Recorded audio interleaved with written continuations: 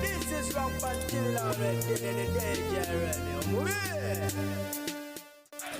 Essala z'omukulu amanyiddwa nga Omulangira Ssuuna kyaddaaki kizaanukuddwa n'abo abamuwagira anti omukulu amanyiddwa nga Isma Olaxes muyite Jjajja Buculi kyaddaaki akwatiddwa era nga bino bikakasiddwa CID spokesman omukulu Charles Twine yes bw'ati wagenze maaso okubanga ate ategeeza abantu era ng'ono agenze maaso okubaako obubaka bw'alekera bannayuganda naddala abo abakola ku TV oba ba bloggers. Era tusaba ne baganda baffe abali mu production nti ekintu ekyo namwe mukimanaging omuntu okubanga akozesa facilities zammwe n'avuma kati nga juzi waliwo akatambi akabadde katambula full figure alina omusumba bajira kwekwata mu studio naye ate noono yennyini yabakyaza n'akola empisa mbi ate n'akasaasaanya ku social media kati kifaananyi ki ky'olaga eri abantu abakola so ebintu ebyo byokubanga mukozesa studio okuvuma abantu batwala obudde bwabwe abamu bateekamu esente okuzimba amanya gaabwe si ekintu ekyangu naye omuntu ozimba erinnya ate katono ye najja n'alowooza nti ajja kukozesa ebigambo byakuvume ekintu ekibi ate n'akyewaniramu so tusaba nammwe abantu be bavuma kubanga an offense of offensive communication okufuuka offensive communication kirina okuba nga kiripiitingiddwa possible lack of proper word mu Uganda judo otera n'okumya something repeat ekivumo kirina okuddibwamu emirundi egisukka mu gumu ate n'obwekibanga kiddwamu emirundi egisukkamu eyo n'oyo yennyini akosebwa alina okuvaayo so bwe bakuvuma ne bakuvuma buli kimu naye bwe n'osirika munange tolowooza nti poliisi ejja kukyekuyamba onyabbehawo olina okuvaayo naawe neweekubira enduulu oba oli awo naffe ne tukuyamba abantu nga bano mutuufu ne tubavunaana tulekerawo okuvuma bavume buli omu n'abantu boolaba nti bakitiibwa mu society walampaka kabaka walampa katiikiro walampa n'obumeeya te n'otuuka ne kumuseveni his excellence so ebintu ebyo abakazi ba politicians mubavumira ebintu ebyo byabalabe nnyo naye katulowooze nti amateeka gajja kubakolera enkumu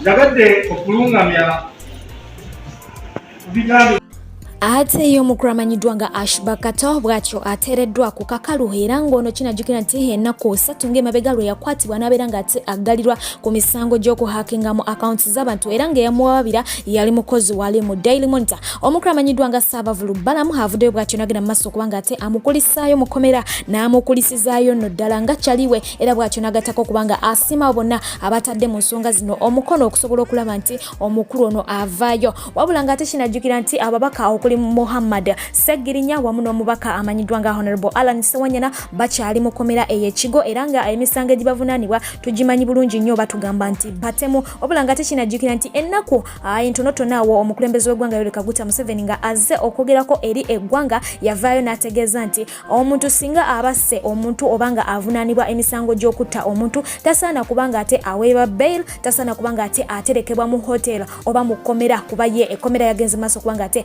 ali hotel n'agamba nti omuntu otasana kubanga atekebwa eyo wabula asana kubanga naye attibwa olw'ensonga nti gwabasse ye aba magombe so naye asana kubanga agenda magombe era ng'ono yakozesa eŋŋombo egamba nti an eye for an eye ebyo nabyo biri side eyo wabula ng'ate olunaku olwaleero bw'atyo omukulu ono asonze okubanga ate agenda mu kibuga Dubai jjukira nti eyo waliyo omwoleso yes Dubai Expo wabula nga batutegeeza nti wakumalayo ennaku 3 era nga omwoleso guno gwo kugenda kurunninga okumala ennaku 182 gwa kubanga guzikiza ennaku z'omwezi nga 31 March w'omwaka ogujja yes era nga bategeeza nti amawanga agawerako ddala 192 yes 192 gegagenda okubanga ate getaba mu mwoleso guno era nga Uganda yatuse dda n'ebyayo okusobola okubanga ate eyolesa wabula nga ate bannayuganda abamu ku bo abali ku ground batandise dda okubanga balengeza Uganda okusinziira ku mbeera nga bo we bagiraba. So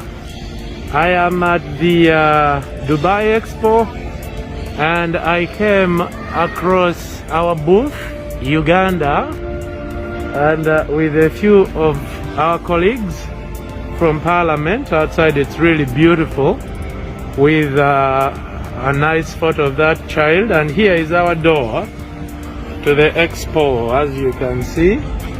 And now when you come in, you've now walked into Uganda actually, but I don't know whether I should say this. We got here, we are a few members of Parliament, and we found no one at the reception and no one to guide us. So Honorable Ndugwa Robert Migade is now the receptionist.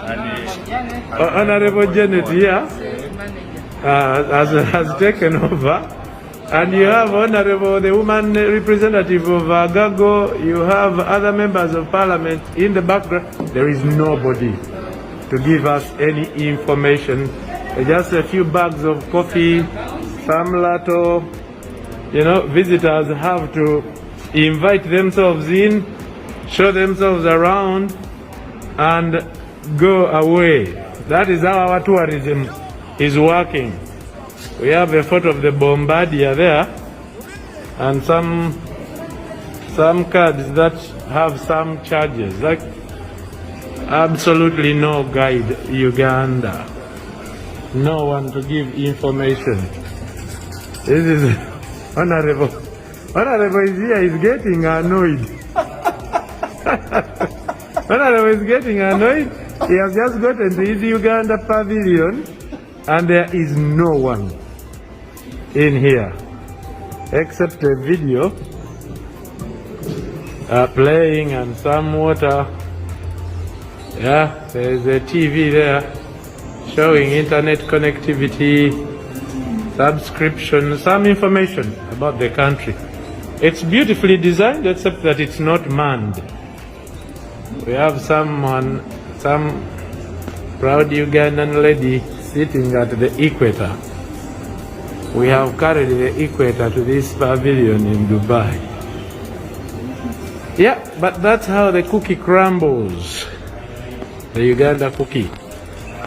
No one, no staff. Maybe they work during the early hours of the morning.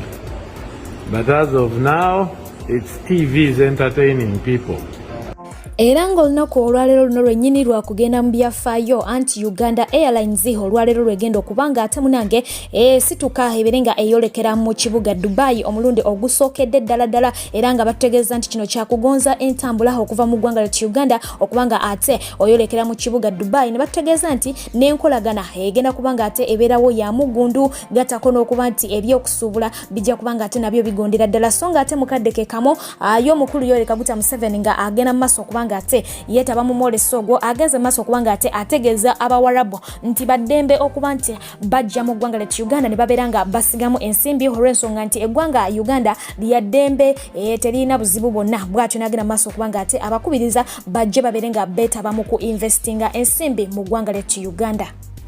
Abakyala n'abaami kambanjulire Sheikh Musa Sinani omulombi w'eddwa ng'onaavumula n'okutangira endwadde ez'enjawulo omuli amajinni ebisiraane bakuba onoonya mulimu mukyala oba mwami weetaaga mukisa olina olutwe n'ebirala bingi nnyo gwamwetaaze musange wankulu ku kisaawe oba mukubire ku nnamba y'essimu 0752 95 4317 oba omuweereze ka message ku WhatsApp 0782 79 49 22.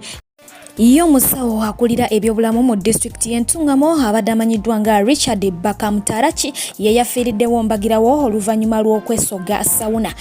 Kigambibwa nti ono lwabadde okugiyingira ddakiika ntono nnyo n'atondoka n'agwa eri kitalo nnyo kitalo ddala so nga ate okuddako mu ggwanga erya Zambia bannansi baalyo bagenda mu maaso okubanga ate bajaganya nga bazina guddigudde oluvannyuma lwa pulezidenti omujja amanyiddwa nga Akayinde Ekirima okuba nti yagenze maaso okugjawo omugalo ogwasibuka ku ndwadde eya COVID-19 n'abategeeza nti tegukyaliwo buli omu wakukola emirimu gye bukwakku n'abasomi bakusoma mu bufunze lockdown yagenze maaso okubanga ate agijjirawo ddala kino kyaviiriddeko bannansi bano okubanga ate munange bazina guddigudde ate ye omukozi wa Bukedde TV omukyala amanyiddwa nga Nankya Jomie bw'atyo kigambibwa nti mu kiro ekyakeseza olunaku olwaleero bwe yabadde annyuka nga ava ku mirimu gye okudda ewuwe gy'asula mu bitundu ebyebulenga yagudde ku lunnabe oluvannyuma lw'ekibinja ky'abavubuka okumugwira kiyifuyifu nga baagala kumutuusaako bulabe. Wabula kigambibwa nti ono olwakubye enduulu balirwana ne bangwira okubanga ate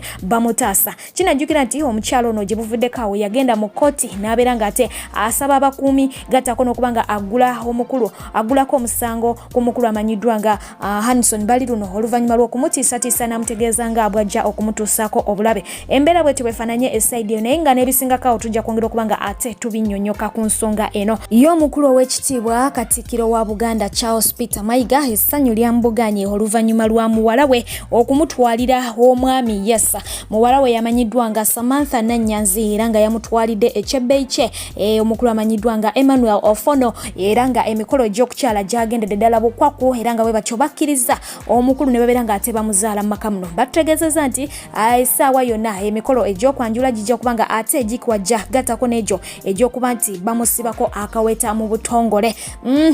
Ate nga ye mwana mulenzi yamanyiddwa nga Eddie Yawe ng'ono ye mukulu mu famire y'Abakyagulanye bw'atyo naye yagenze maaso okuba nga ate akola omukolo ogw'okuba nti ayingira amaka ge tuzze tulaba ebbanga eriwererako ddala. Yes, kigambibwa nti ennyumba eno etudde ku ekazi ly'ettaka eriziwererako ddala ekazi 5 era nga kigambibwa nti ebalirwamu obuwumbi bw'ensimbi obwa Uganda 2 billion shillings okitegeera. Yes, bwe kityo bwe kifaananye side eyo naye nga ye mutowe amanyiddwa nga Vibes Dax Vibes yavuddeyo dda okuba nga ate yagenda maaso okupostinga ennyumba eno n'essanyu l'ekitalo ddala era nga bw'atyo amutegeeza nti okusinziira ku nju eno bwerabika kungulu munda ky'oba omanya matiri bona era nze sijja kubanga nva wano oba sijja kubanga nkoma ku kyala wuwo ng'era bw'omanyi nti awali ebirungi buli omu wakola ki wayagala. Amawulire bwe gatyo gasobodde okuba nga ate gatambula olunaku olwaleero. Yes, nkwebazaako gy'otusizaako engalo olunaku olwaleero okusembayo okubuuzaako kabadde kakodyo naye nga mu byonna kansubire nti muli bulungi yonna gye musinzira musigale nga mugyekumiddeko nsigala nze Fijiranyusa nkanga bulijjo mubeere bulungi mbaagala nnyo mweraba. If you believe you achieve, if you work hard, you can have this. Big up Eddie Aware.